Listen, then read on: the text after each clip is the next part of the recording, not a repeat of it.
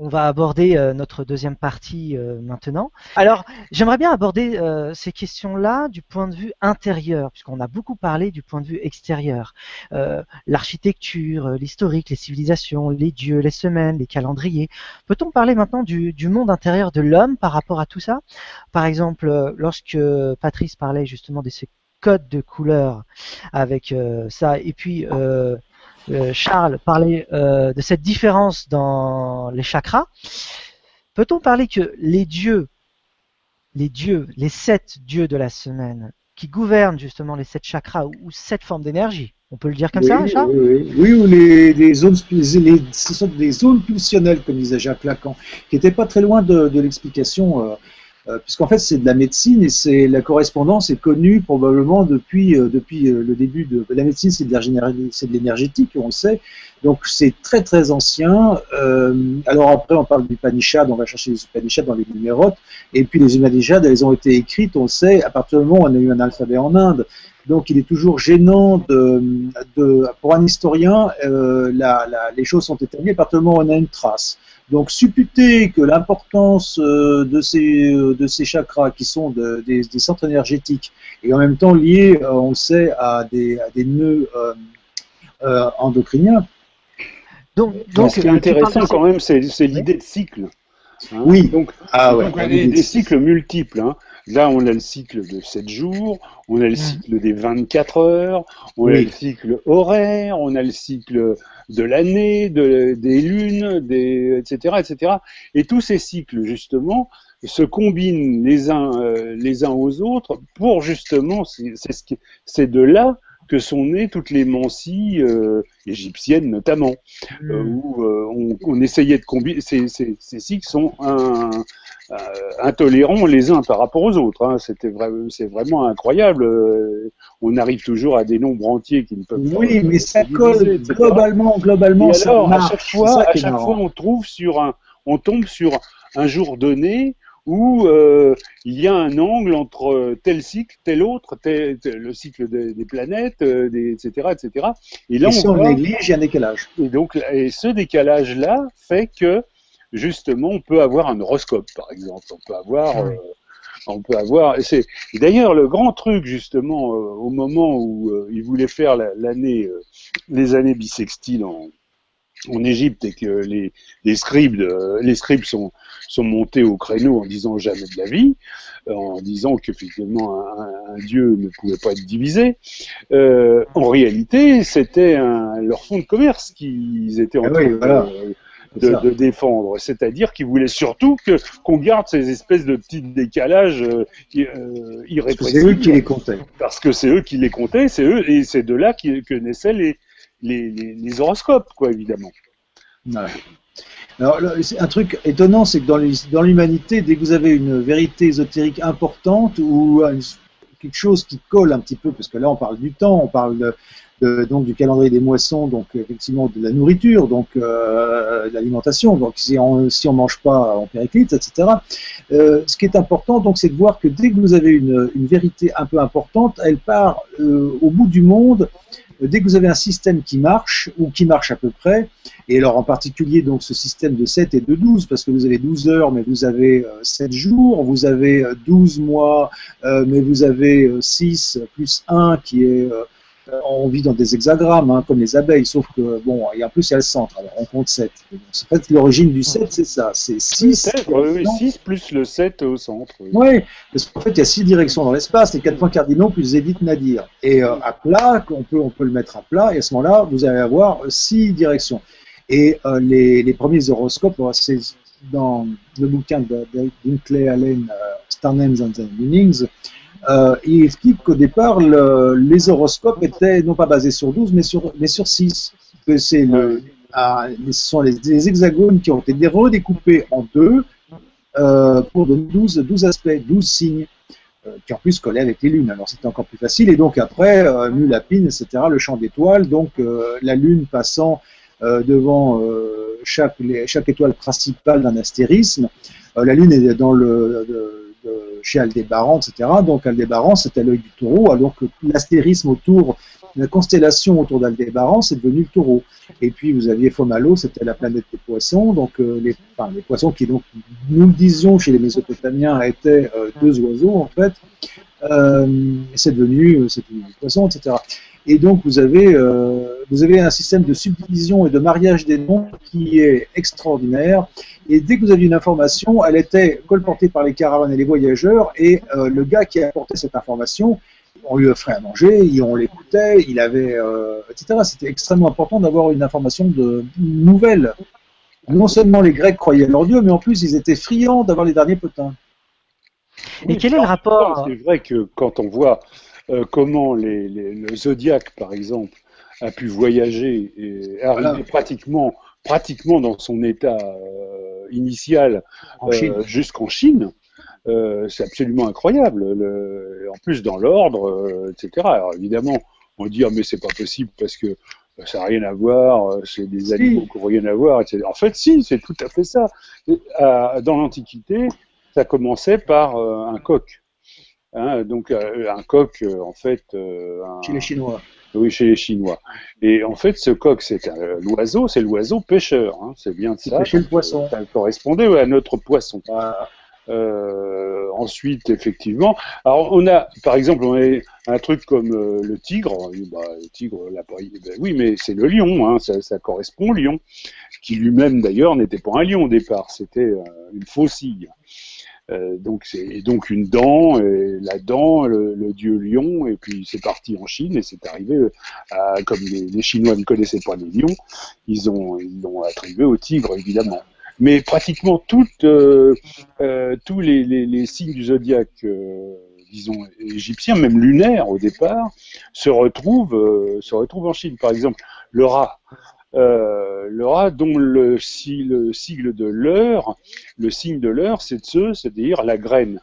Et donc effectivement, le rat, évidemment, c'est celui qui bouffe les graines dans les greniers. Effectivement, ça tombe aux Gémeaux, qui était en fait le grain d'orge. Voilà. Et les deux hémisphères du grain d'orge donnaient donc les deux parties jumelles. Qui sont dans les Gémeaux. Alors ça c'est la partie extérieure de la. Vas-y, avec la je sais que ça te passionne. Effectivement, je suis totalement sidéré captivé par ce symbolisme. Ce symbolisme-là. Le grain d'orge, c'est un petit bout de machin tout sec qu'on va planter quelque part et qui va pousser et donner une plante, et cette plante elle-même va donner d'autres grains d'orge. Qui s'en produit. Donc il y a une espèce de cycle. L'idée, c'est que dans ce grain d'orge, il y a son double futur. Voilà. Donc, et le cycle.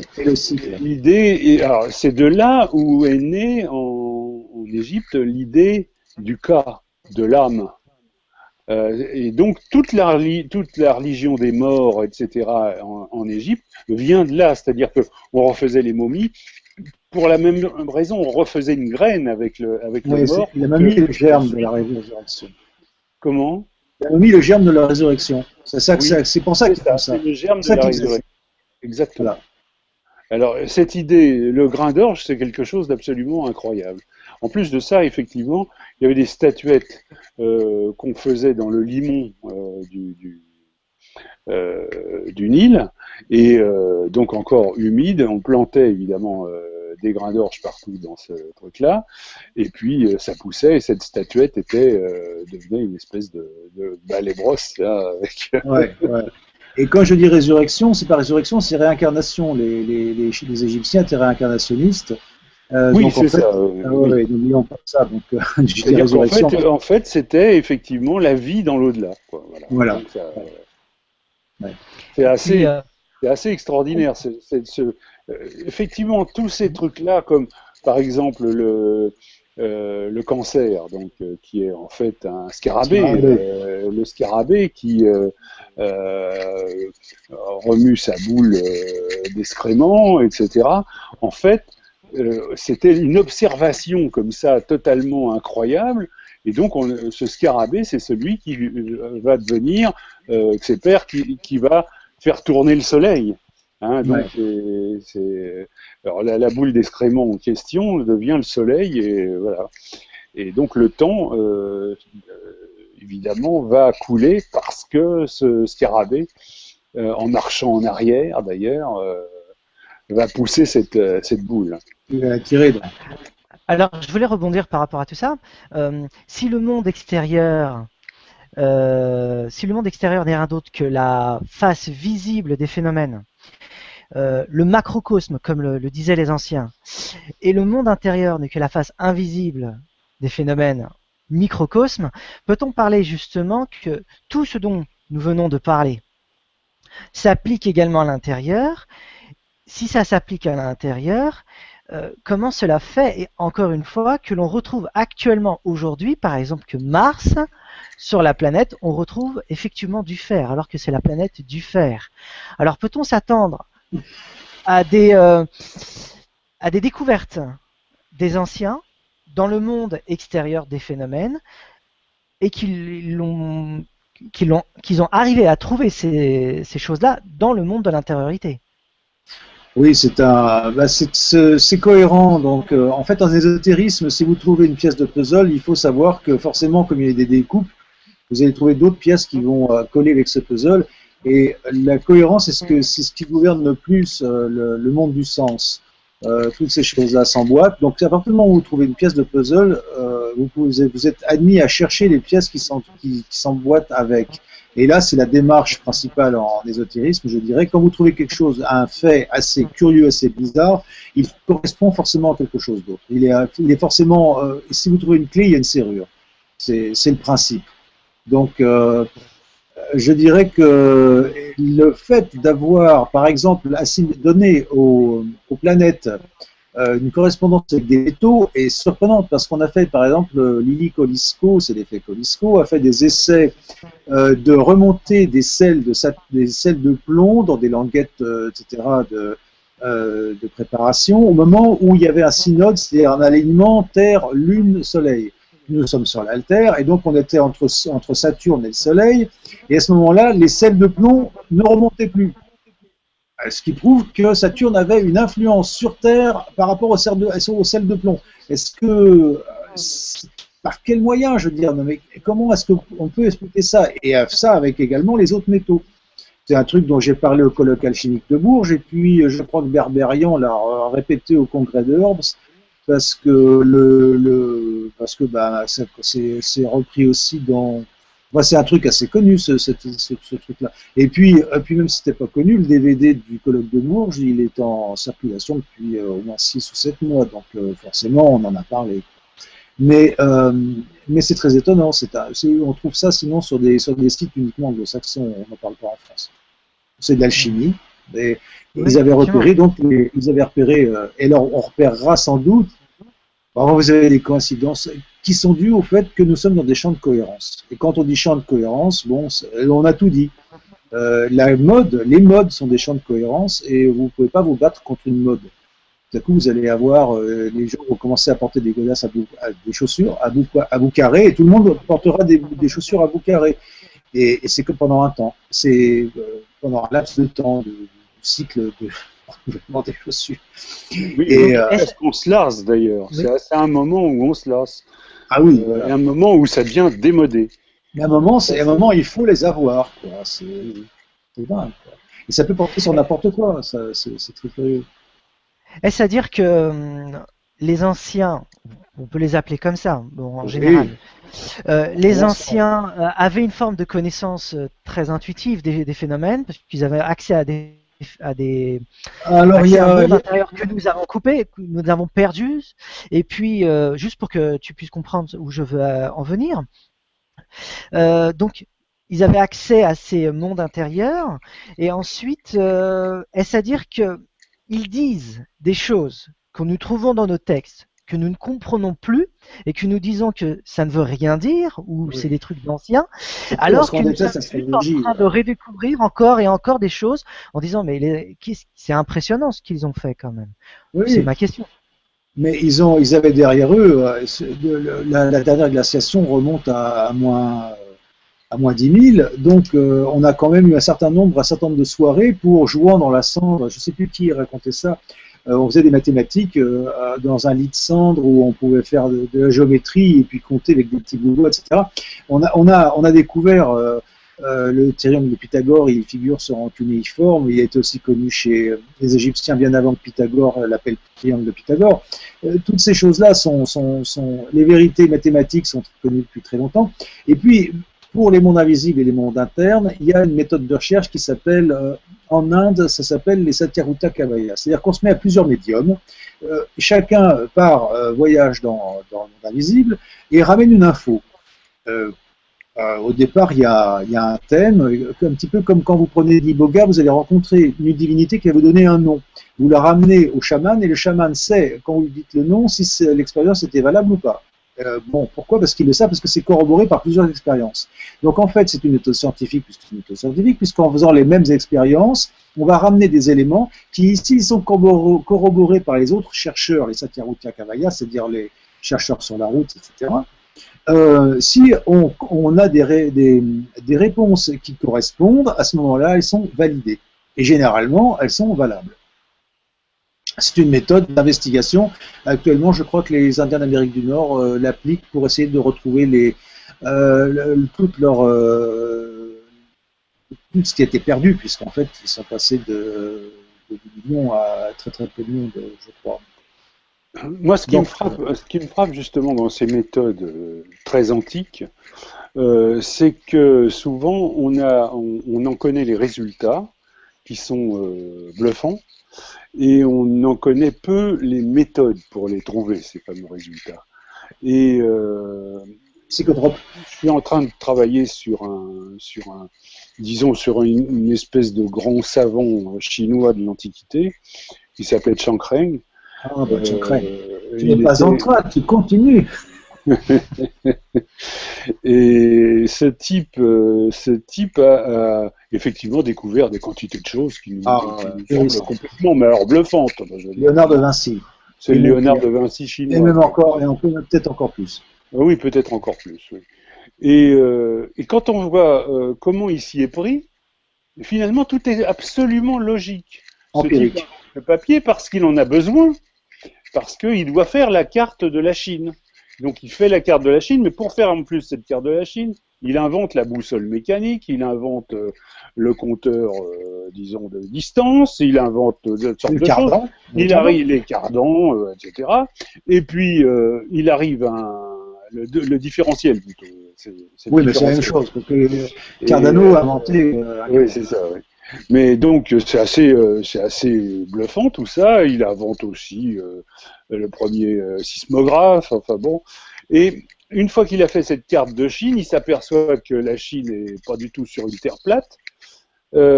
Forcément, puisque la Chine était immense quand même déjà à cette époque-là, et il s'aperçoit que finalement on est sur une portion de sphère. Donc la sphère existe, donc la Terre est ronde, donc on peut la mesurer puisque on a déjà une portion d'arc, donc on va pouvoir trouver la circonférence réelle, et puis de là, la circonférence réelle, on la divise en 8, puis ensuite en 10 000, et on trouve le Li chinois, qui donc en 135 de notre ère a été trouvé, et il mesure exactement 500 mètres. Voilà. La cohérence. Exactement. Voilà. Donc en fait, c'est quelqu'un qui a travaillé avec une méthode parfaitement logique, sur des bases un peu magiques, le yin, le yang, machin, etc. Donc il partait avec une hypothèse, disons, magique, mais ensuite son raisonnement était parfaitement le même raisonnement que nos scientifiques. Oui. Histoire. La méthode empirique de Claude Bernard, sauf que, dans la méthode de Claude Bernard, c'est parfait, sauf qu'ils évacuent le problème de l'idée de l'hypothèse. Ça, c'est ça. Là, justement, on part d'une hypothèse. Par exemple, sur une histoire de sismographe, d'ailleurs, personne n'a compris comment ça marchait. C'est un sismographe qui a fonctionné pendant plus de 500 ans, qui a annoncé tous les tremblements de terre qui se sont passés en Chine, souvent d'ailleurs à de très très fortes distances de l'endroit où était le sismographe. Le sismographe annonçait exactement la force du tremblement de terre et la distance de ce fameux de l'épicentre, et ça pendant 500 ans. Et donc on a des descriptions absolument hallucinantes de ce truc-là, précises, absolument précises, sauf qu'on ne sait pas du tout comment ça marchait. Voilà. Donc, on n'a toujours pas su comment ça fonctionnait. C'était une tortue qui larguait une boule ou je sais plus. Ah non, c'était un espèce d'énorme vase qui faisait 4 mètres de long. Oui, sur du mercure. Il y avait 8 dragons qui étaient la tête en bas, avec dans la gueule de chaque dragon une boule de... Voilà, ça larguait des boules. Voilà. Et puis une espèce de crapaud en céladon en dessous. J'en étais sûr. En céladon.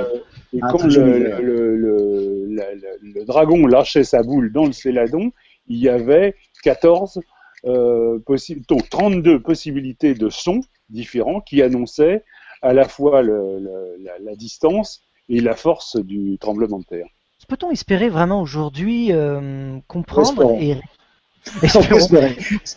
et rétablir une forme de médecine de ce type, de ce genre, comme analogique, ou bien le sang véhicule du fer, donc c'est lié à Mars, donc c'est lié à certaines formes psychiques, comme tu parlais tout à l'heure. En prenant la vitamine C, vous allez vachement bien assimiler votre fer. Non, mais prenez-en, c'est un cofacteur. Mais ceci donc, peut-on espérer une forme de médecine de cette catégorie? Les herboristes, c'était ça. Hein, oui. Les herboristes, c'était justement un système analogique. Certaines fois, les plantes ressemblaient à une partie du mâle disons leur forme vraiment extérieure, quoi. Hein.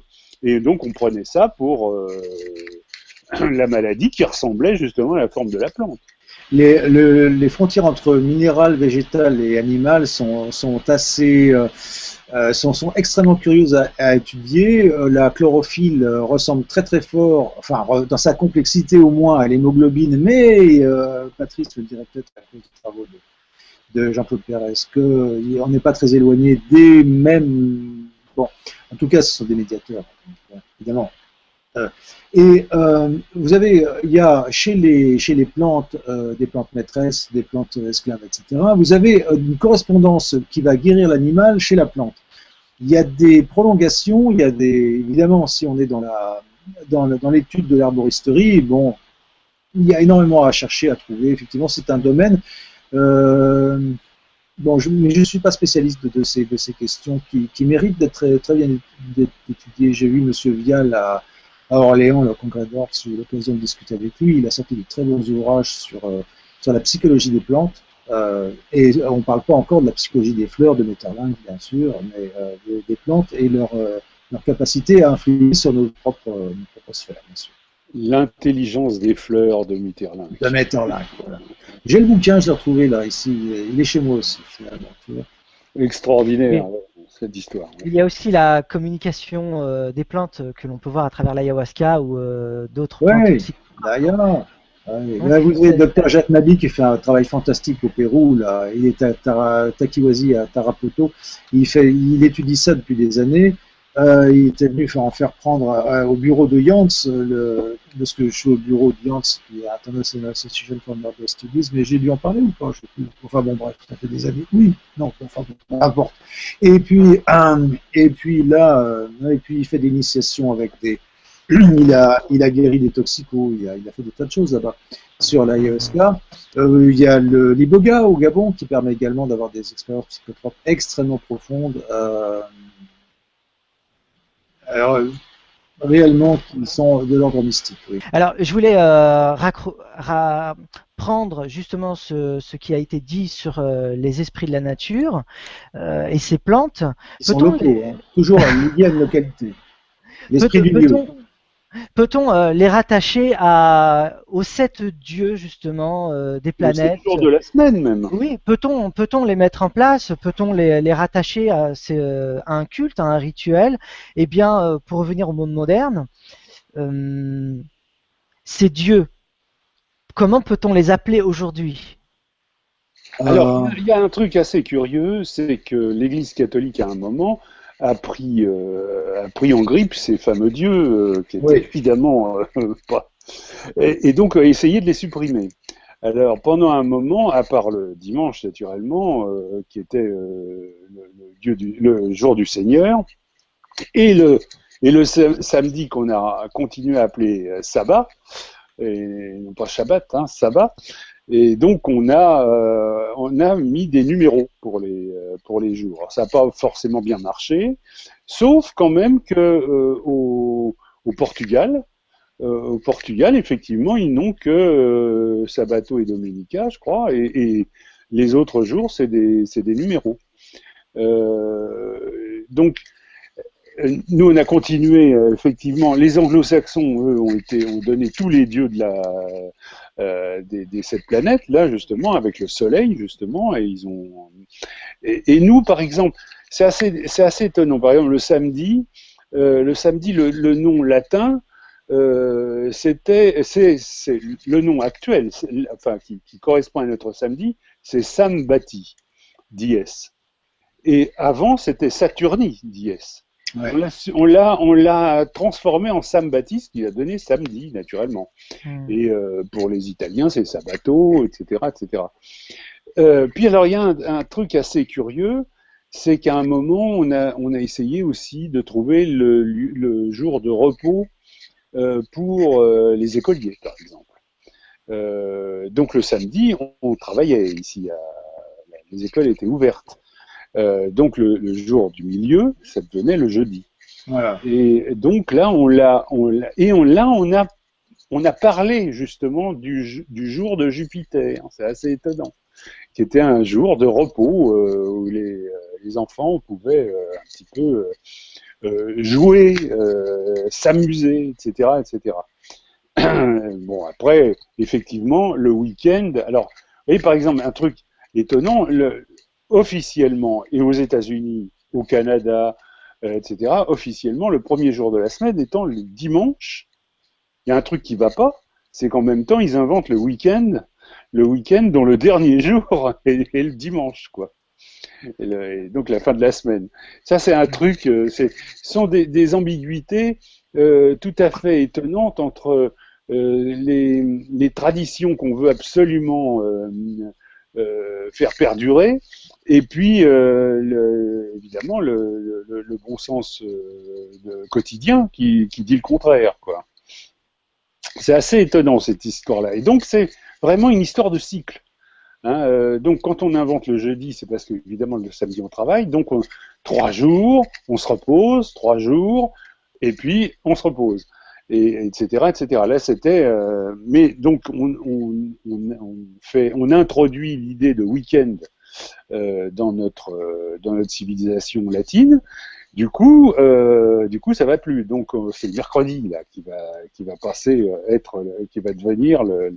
Mais là on parle plus de Mercure, on parle pas comme on avait parlé de Jupiter avant pour les enfants. On avait parlé à ce moment-là vraiment de l'idée de Jupiter, de l'idée de. Alors que là, quand c'est passé au mercredi, on a sauté un petit peu sur l'histoire des dieux, hein, bien sûr. Si on peut comprendre que les anciens avaient une forme d'intuition pour comprendre les choses, avec la physique quantique, on peut rattacher ces 7 dieux avec quelque chose, avec la physique quantique? Non, c'est un cosmos, c'est un sous-cosmos, c'est un sous-cosmos jurguévien. On est à l'intérieur de l'atome. On coupe un atome pour aller voir à l'intérieur. Ça n'a plus de sens. C'est exactement comme quand on sort du système solaire, quand on envoie une sonde, lorsqu'elle sort du système, elle raconte des choses qui n'ont plus de cohérence. Donc, bon. Par contre, il est intéressant, vous me demandiez qu'est-ce qu'on pouvait faire de ces puissances, de ces dieux. Il faut leur apporter du respect. Donc, il faut aborder leur étude et comment dirais-je, qu'est-ce que vous voulez en faire? Si vous voulez vraiment vous documenter dessus, il faut après, il ne faut pas penser à les utiliser, il faut penser plutôt à les respecter. Ça, c'est d'abord très important. Vous aviez devant les temples égyptiens, vous aviez 2 colonnes, vous avez 2 piliers, le pilier des puissances et le pilier des principes. Les principes sont les archétypes, c'est les Aidos, les Pharaohers, etc. Et l'autre, c'est effectivement les puissances, ce sont les dieux. Eros, qui est un dieu, c'est une puissance, c'est la puissance de l'attraction universelle, c'est la puissance de l'amour, c'est la puissance du magnétisme. Les anciens appelaient le magnétisme Eros. Et vous aviez une attraction positive et puis une attraction négative qui était antéros. Et autant Eros était blond et tirait des flèches d'or, autant antéros était brun et tirait des flèches de plomb. Petite anecdote.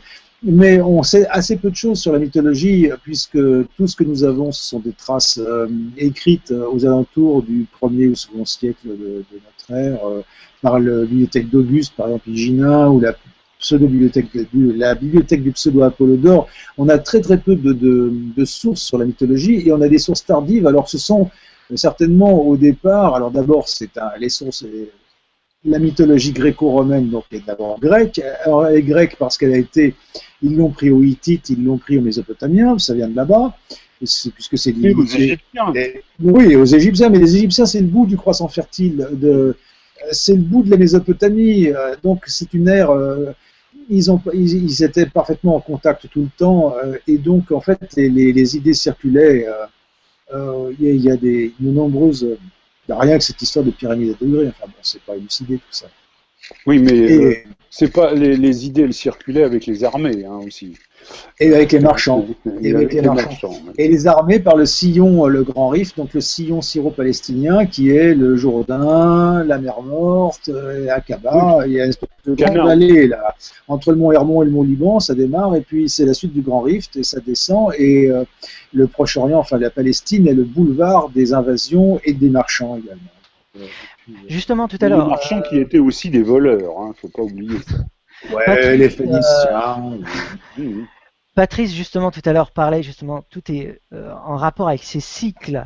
Peut-on dire dans ces cas-là que nous sommes dans un cycle actuel où il y a des redécouvertes intérieures qu'extérieures pour comprendre à nouveau, d'une nouvelle façon, ce que les anciens nous ont légué? Ah oui. Il y a une chose très importante. C'est les mathématiques qui nous apportent ça. C'est l'idée de fractal. Ouais. C'est-à-dire que la même chose se déploie et devient de plus en plus grande, etc., etc. Et en fait, tout ça est basé sur les nombres irrationnels. Ces nombres irrationnels, les principaux ont été trouvés dans l'Antiquité. C'est-à-dire que pi, par exemple, a été trouvé dans l'Antiquité depuis très très longtemps, avec beaucoup de décimales, pas forcément toutes les décimales, ça sera impossible. Et puis il y a un autre nombre qui est le fameux nombre d'or, 618. Alors ça, c'est un truc aussi très étonnant en ce qui concerne justement l'année solaire et l'année lunaire. Il y a un truc qui est assez marrant, c'est quand on regarde les cycles, justement. Si on regarde le cycle de la Lune, il fait 59 jours, je ne sais plus, je vais vous dire ça exactement. Le cycle de la Lune donc, il fait qu'est-ce que je dis 59? Il fait 29 53, 29 jours 53. Ouais, c'est ça, voilà. Et le cycle solaire fait 365 jours, 25, évidemment. Si vous divisez ce cycle solaire, c'est-à-dire 365 jours, 25, si vous le divisez par 29 jours 53, vous obtenez racine de 5, moins 1. C'est assez bizarre. Et donc ça, il y a un autre cycle important, c'est le cycle de l'ovulation. Racine de 5 moins 1, c'est le nombre d'or. C'est exactement 20 jours. Et si vous divisez ce racine de 5 moins 1 par 20, par 20 jours, et vous rajoutez 1, vous avez exactement le nombre d'or, 1, 618, etc., avec toutes les estimations. Et donc ça, ce nombre d'or, effectivement, est à la base de pratiquement tout.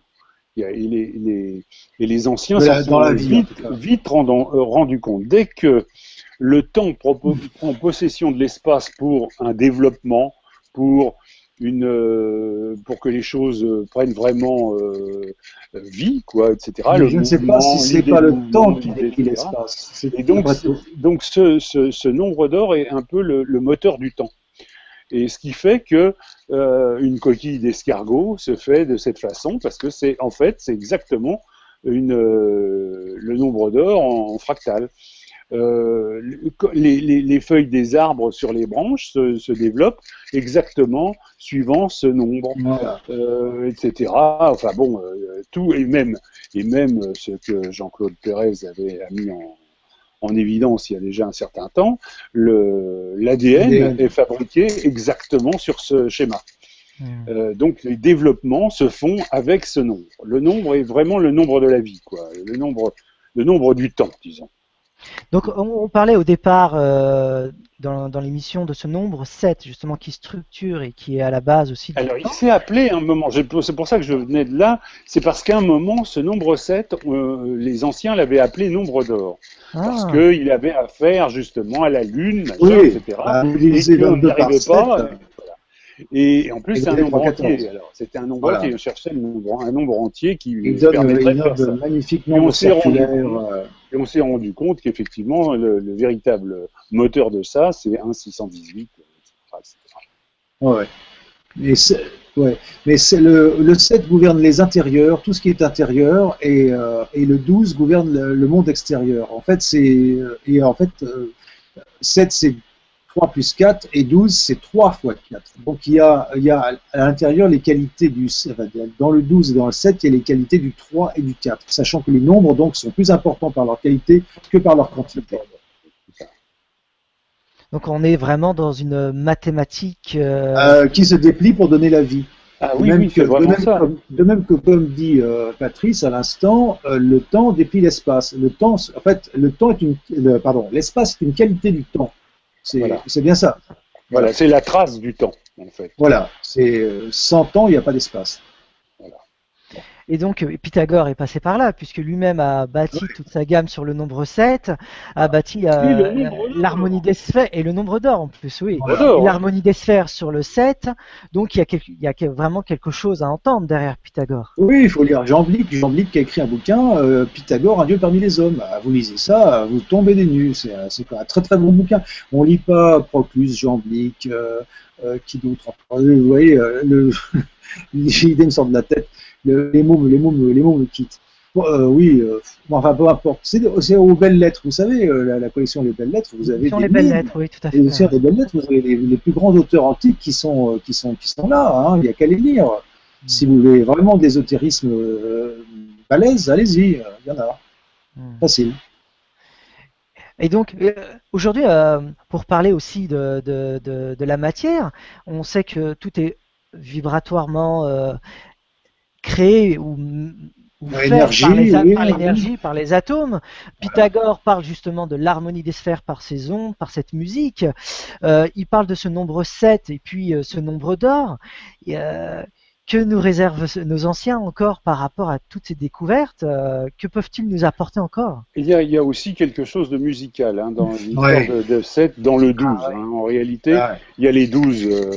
Dans l'octave, par exemple, vous avez 12 notes. Il y a les 7 notes qui font le 5 noirs et 7 blanches. Vous regardez sur un piano, vous allez voir tout de suite de quoi il s'agit. C'est exactement ça, l'histoire des 12. En plus de ça, on se trouve aussi dans un conte qui n'est pas vraiment bon, puisqu'il y a l'histoire d'un coma de trop, un coma pythagoricien, machin. Donc voilà, on est toujours dans cette histoire du nombre qui n'est pas fini et qui se finira qu'à l'infini, justement.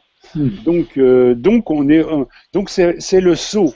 C'est ce qui permet de faire le saut.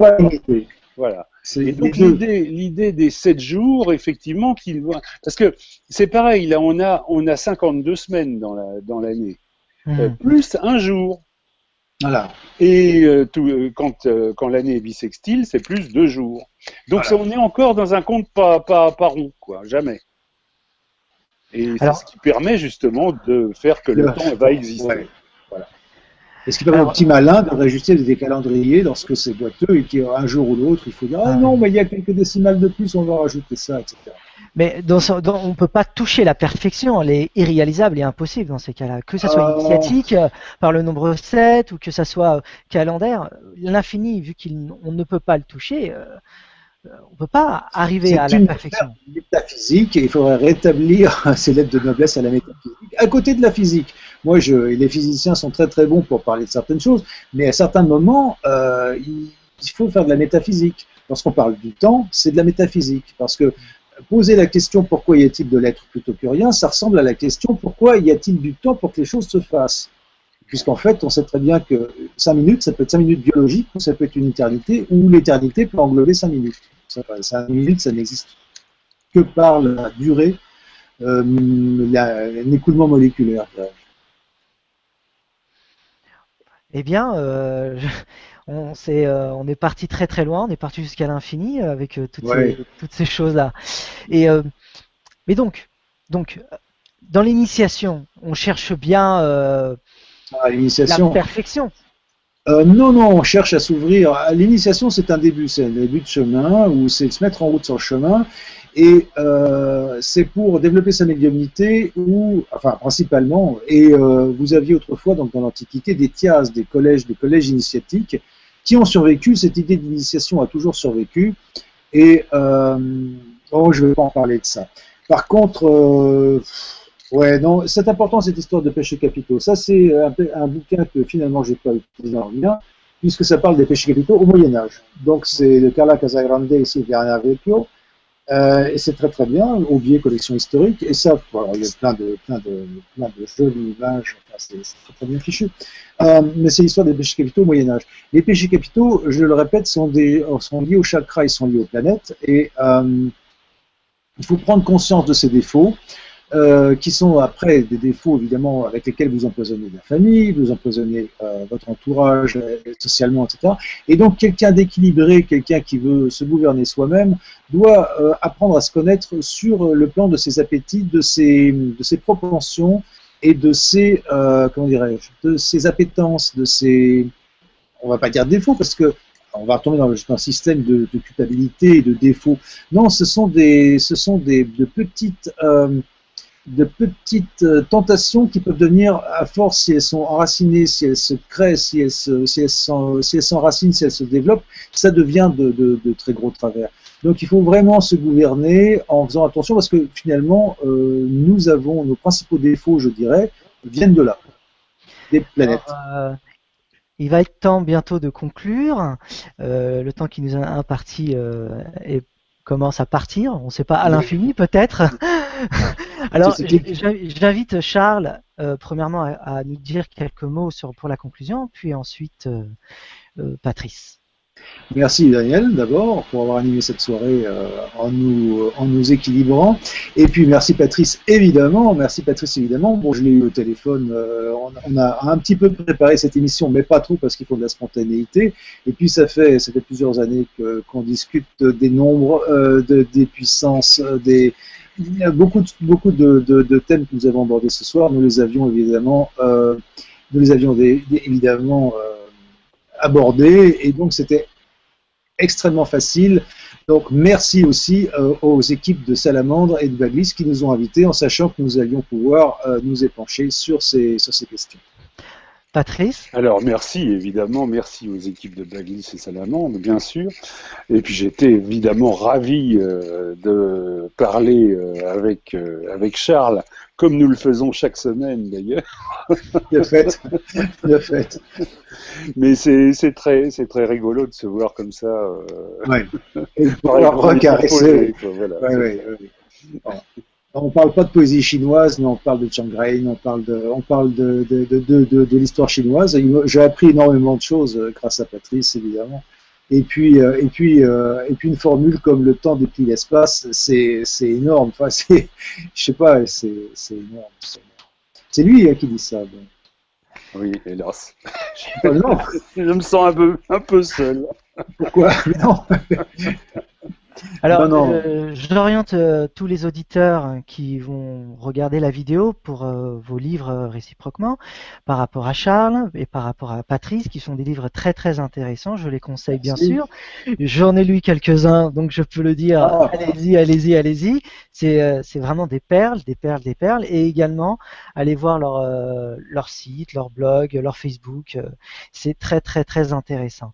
Merci encore à Baglist TV, comme vous l'avez très très bien dit Charles et Patrice, pour toute la technique et pour tout le reste. Donc voilà, je remercie tout le monde. Merci encore une nouvelle merci à fois. vous, Et Daniel. puis bonne soirée à tout le monde et au revoir aux auditeurs et bonne soirée. Bonne soirée.